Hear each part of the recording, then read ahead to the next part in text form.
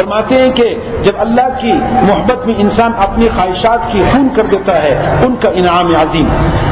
جو بندہ زندگی پر ہر لمحہ اور ہر سانس اپنے اللہ کو راضی رکھنے کے لیے ہر قسم کی دنیا اور اس کے حسینوں سے نگاہوں کو بچا کر غم حسرت اٹھاتا ہے، اس کے دریائے خون سے دنیا واقف نہیں، وہ نابینا نہیں ہے، اس کے سینے میں بھی دل ہے، وہ ہجڑا بھی نہیں. کامل مردانگی اور کمال ذوق عاشقی اور شدت تقاضا حسن دینی کے باوجود اپنے مالک کو، اپنے اللہ کو خوش کرنے کے لیے نظر کی حفاظت کرتا ہے اور غم اٹھاتا ہے، تو اس خون ارزو کی برکت سے اس کا درجہ تمام عابدین، تمام عبادت گزار بندوں سے بلند ہو جاتا ہے. اسی لیے سرور دو عالم صلی اللہ علیہ وسلم نے فرمایا اتق المحارم تکن اعبد الناس، تم حرام چیزوں سے بچو سب سے بڑے عبادت گزار ہو جاؤ گے. اس کا ٹوٹا ہوا دل اللہ کے نزدیک بہت قیمتی ہے. قیامت کے دن جب اللہ پوچھے گا کہ میرے لیے کیا لایا ہے، تو وہ بندہ کہے گا کہ اے اللہ آپ کے لیے خون ارزو کا پیالہ نہیں، سراہی نہیں، حوض نہیں، دریا نہیں، خون کا سمندر لایا ہوں. یہ تڑپ تڑپ کے جینا، لہو ارزو کا پینا، یہی میرا جام مینا، یہی میرا طور سینا، میرے وادیوں کا منظر ذرا دیکھنا سنبھل کر. تو اللہ تعالیٰ ایسی بندوں کو اپنی محبت نصیب فرماتے ہیں جو اپنے خواہشات سے ایک دریا خون دل میں جاری کرتے ہیں اور پھر اس کو روکتے ہیں، اور مشرق کے سرخ ہونے سے اس عالم کو تو ایک آفتاب ملتا ہے، لیکن اللہ والوں کے دلوں کا مشرق مغرب شمال جنوب سب اپنے خون ارزو تمنا خون سے لال ہو جاتا ہے، اور ارزو کے اس دریائے خون سے ان کے دلوں میں اللہ تعالیٰ کے قرب کے بے شمار آفتاب طلوع ہو جاتے ہیں. یعنی دنیا میں تو ایک طرف سے مشرق سے سورج نکلتا ہے، مغرب میں ڈوب جاتا ہے. جو اللہ والے ہوتے ہیں ان کے دل میں اللہ کی محبت، یعنی ہر قدم پر اللہ کی جو اپنے نفس کی خواہشات اس کو کنٹرول کرتے ہیں. یہ جو تکلیف ان کو پہنچتی ہے، یہ جو یعنی دنیا کی خواہشات کو دباتے ہیں، یہ ہر مرتبہ بار بار کرنے سے ہر طرف سے اس کے دل میں اللہ کے قرب کے سورج میں وہ طلوع ہو جاتے ہیں، یعنی اللہ کے نور ان کو مل جاتے ہیں. یہ وہ اللہ کے عاشق ہوتے ہیں.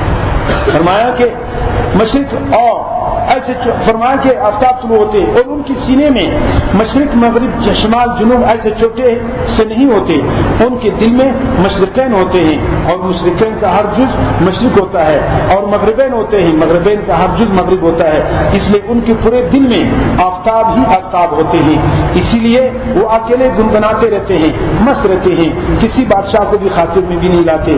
سورج چاند زمین آسمان لیلہ کائنات کو بھی خاطر میں نہیں لاتے، کیونکہ ان کے دل میں خالق نمکیات، خالق کائنات اور یہ اللہ تعالیٰ موجود ہوتا ہے. اللہ تعالیٰ اپنی نسبت خاصہ اور تجلیات خاصہ سے ان کے دل پر متوجہ ہوتے رہتے ہیں.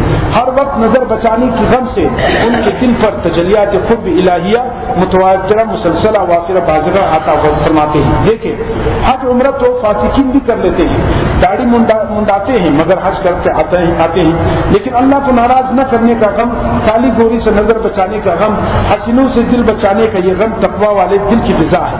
یہ غم اللہ والوں ہی کا مقدر ہے.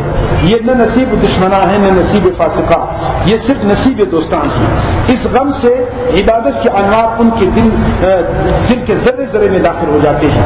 حج عمرہ تلاوت ذکر اور جمعہ عبادات کے انوار بیرون قلب ہوتے ہیں، لیکن جب دل ٹوٹتا ہے تو یہ انوار اندرون قلب نافذ ہو جاتے ہیں. عجیب بات ہے. یعنی عبادت تو ہر ایک بندہ کرتا ہے، لیکن ان عبادات کے جو انوار ہیں اور ان عبادات کا، روزے کا، حج کا، عمرے کا اور نماز کا، ان کے جو انوار سے ہم آج کل اس لیے محروم ہیں کہ ہم نے اوپر رکھے ہیں، اندر دل میں ہم نہیں لاتے ہیں.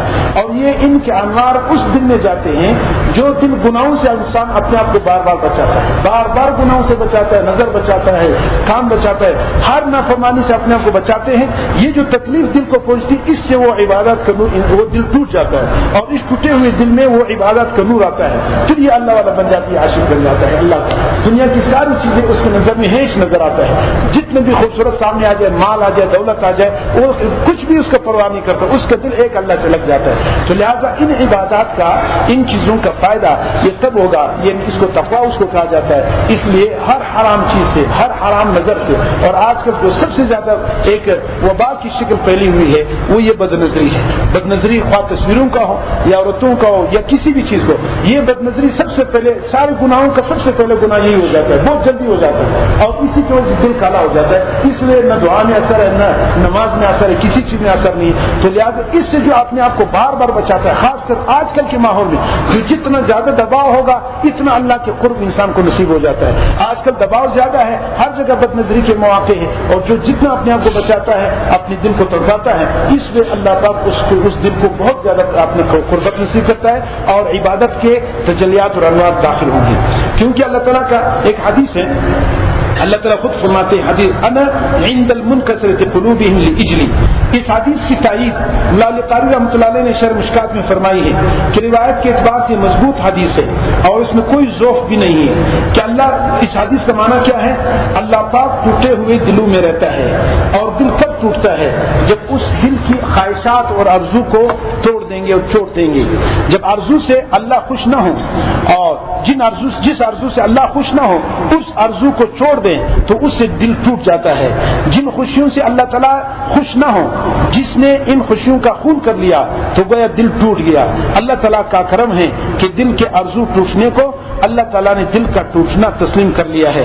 مظروف کی شکست کو شکست ظرف قبول فرما لیا، کیونکہ خواہشات مظروف ہیں، دل ظرف ہے تو برتر ہے. دل کا ٹوٹنا تو محال ہے، اگر دل ٹوٹ جائے تو ہارٹ فیل ہو جائے گا. تو آرزو کے ٹوٹنے کو اللہ تعالیٰ نے دل کا ٹوٹنا فرما دیا، یہ ان کا کرم ہے. مطلب یہ ہے کہ یہ لوگ جو اپنے دل کے ہر حرام آرزو کو ختم کر لیتے ہیں مگر اللہ کو ناراض نہیں کرتے، لہذا یہ سالک سلوک میں اول نمبر پر آئے گا اور اعلیٰ سے اعلیٰ نمبروں میں کامیاب ہوگا، اور ایسے ہی لوگوں سے فیض زیادہ جاری ہوتا ہے. سمجھ آگے کہ نہیں؟ یعنی یہ بھی اللہ کا کرم ہے. دل تو نہیں ٹوٹتا بظاہر، لیکن اللہ نے دل کی جو چاہت ہے، انسان کی جو آرزو ہے، اس کی توڑنے پر اللہ نے فرمایا آپ کا دل ٹوٹ گیا. اور حدیث میں ہے کہ اللہ تعالیٰ کیا فرماتا ہے انا عند منکسرۃ القلوب، یعنی جن لوگوں کے دل میرے خاطر ٹوٹے ہوئے ہیں، اپنے خواہشات کو میرے خاطر قربان کرتے ہیں، تو اللہ تعالیٰ فرماتا ہے میں ایسے لوگوں کے ساتھ ہوتا ہوں، ایسے دل والوں کے ساتھ ہوتا ہوں. کیا ہے کہ جس کے دل میرے خاطر ٹوٹ گئے اور کیا ہو گئے، رضا ہو گئے، تو ایسے لوگوں کے پاس اللہ تعالیٰ ہوتا ہے، اس پر تجلی ہوتا ہے.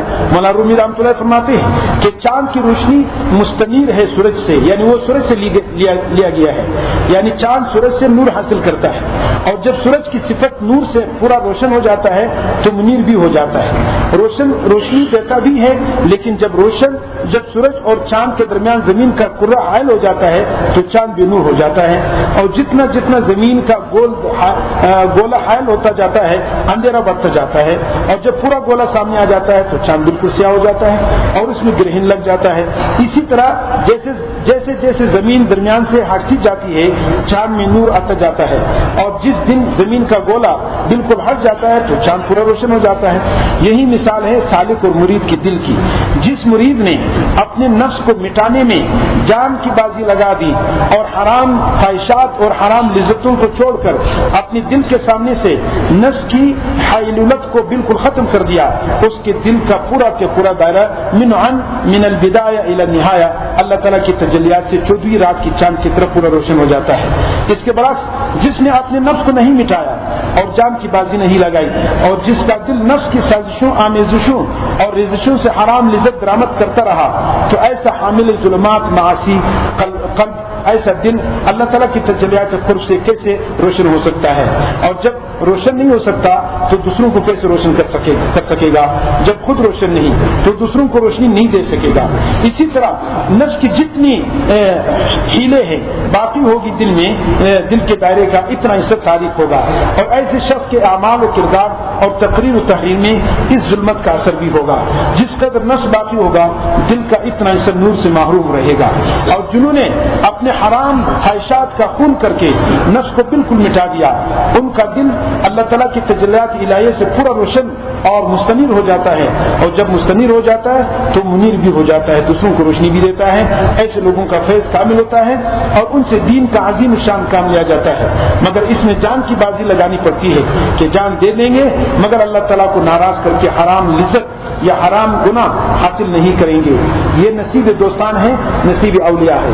یہ خوش نصیبی ہے ان کی جنہوں نے نفس کو مٹانے میں جان کی بازی لگا دی، اور جو جان کی بازی نہیں لگاتا یہ بد نصیبی ہے اس بندے کی کہ اللہ پر مرنے سے کتراتا ہے، سوچتا ہے کہ سب کے سب بری خواہشات کو میں کیسے ختم کروں، یعنی شیطان یہ دھوکہ دیتا ہے یہ کیسے ہو سکتے تو بڑے لوگوں کی بات ہے۔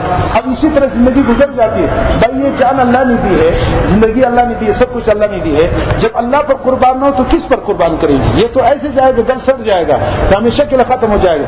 لیکن اسی زندگی میں جب یہ اپنی خواہشات کو اللہ پر قربان کریں گے تو انشاءاللہ دیکھیں گے اللہ اس کو ختم نہیں کریں گے، بلکہ جیسے اللہ کی ذات باقی ہے اسی طرح یہ انسان بھی ہمیشہ باقی رہے گا، اس کا ہر چیز باقی رہے گا، اس کی کلام میں، اس کی گفتار میں، ہر چیز میں نور آئے گا۔ اور اگر اپنے آپ کو بچاتا رہتا ہے، خواہشات کو ختم نہیں کرتا اور کیا نہیں کرتا ہے، قربانی نہیں کرتا، گناہوں سے اپنے آپ کو نہیں بچاتا، تو ایسی ظلمت میں چلا جاتا ہے۔ انعام فرمایا کہ کیسے ختم کروں، میں ان حرام لذتوں سے معروم ہو جاؤں گا، اس لیے کچھ تھوڑی سی حرام لذت بھی حاصل کرتا رہوں۔ سمجھ لو یہ نصیب والا آدمی نہیں ہے، اس کو نصیب اولیاء حاصل نہیں، نصیب دوستان، نصیب عاشقان یا نصیب اولیاء ان کو حاصل ہے جو جان کی بازی لگا کر ہر حرام خواہش کو کچل دے، اللہ کو راضی کرنے کے لیے ہر غم اٹھا کر اپنے پورے دائرے دل کو نفس کی حیلولت سے محفوظ کر لیتے ہیں، اور ان کا پورا دل حق تعالیٰ کی تجلیات کی نور سے جگمگا جاتا ہے۔ بس اگر چاہتے ہو کہ اللہ والوں کا نصیب مل جائے تو ہمت سے کام لو، اور جو اللہ نے ہمت ہم سب کو دی ہے، ہمت ہر ایک کے پاس ہے، ہمت چور مت بنو، مالک پر مرنا سیکھو، اپنے اللہ پر مرنا سیکھو، مالک پر مرنا اپنے جینے کی حفاظت کا انتظام ہے۔ جو آدمی اپنے جینے کی حفاظت کرتا ہے کہ میری زندگی محفوظ ہو جائے تو اپنے اللہ پر اپنے آپ کو کیا مٹا دو، قربان کرو، تو آپ کی زندگی کی حفاظت ہو جائے گی۔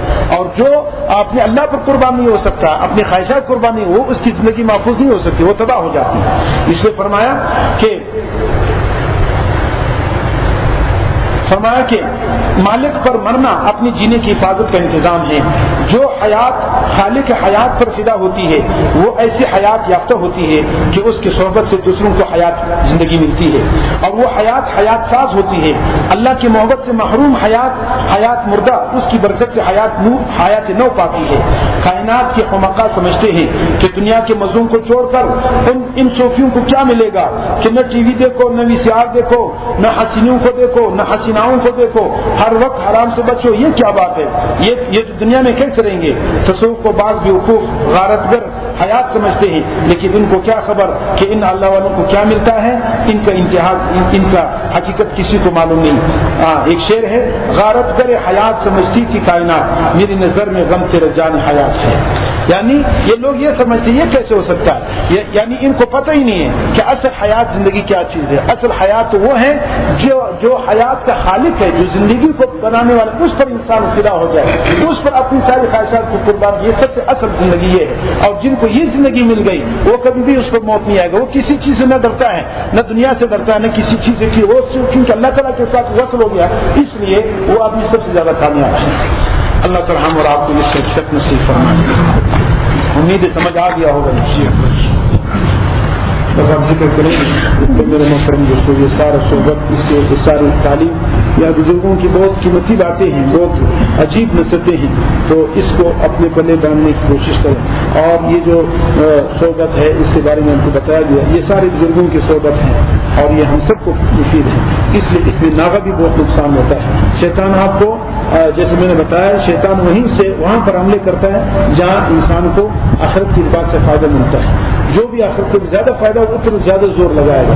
یہاں پر آنے کے لیے آپ پر شیطان نے بہت زور لگایا گا، روزانہ مارتا ہے، ہر وقت آپ کو مصروفیات چیزیں یاد دلا کر بہت زور مارتا ہے، یار اب کون جائے، جمعے کے ایک دن چھٹی ہے اور وہاں جائے، یہ شیطان کا بہت بڑا چال ہے۔ اس لیے ہر ساتھی کوشش کرے شیطان کی اس چال سے بچنے کی کوشش کرے، اور انشاءاللہ یہ مسلسل آپ کا عمل یہ آپ کو انشاءاللہ ایک مقام پر ضرور پہنچائے گا۔ یہ بزرگوں کی باتیں آپ نے دیکھا کتنی اہم ضروری ایسی باتیں ہیں جو اس طرح مجالس کے علاوہ کہیں پر نہیں مل سکتی۔ اللہ ہمیں اس کے عمل کی توفیق